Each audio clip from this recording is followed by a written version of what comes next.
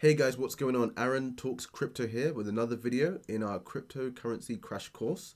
And in this video, we're asking and answering the question very simply, what is a cryptocurrency? So, cryptocurrency started around 2009 with the first one being Bitcoin. I'm sure you're all familiar with Bitcoin. But why? Why did it start? Essentially, the idea behind cryptocurrency is to make transfers of value between people faster, cheaper, and more importantly, decentralized. So, up until now, we've seen that the banks and big institutions have had a monopoly on how money is transferred backwards and forwards between people. And what Bitcoin and cryptocurrency really does is put that power back into the hands of the people so they can exchange and trade value between themselves without another third party. Now, there is a slight difference between coins and tokens, which kind of come under the cryptocurrency umbrella.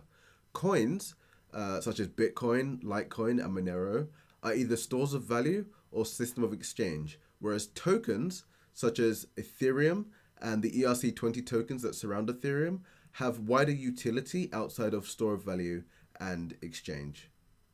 And that, in the simplest terms, are what cryptocurrencies are. Thank you very much for watching this video, and I hope to see you again in the next one.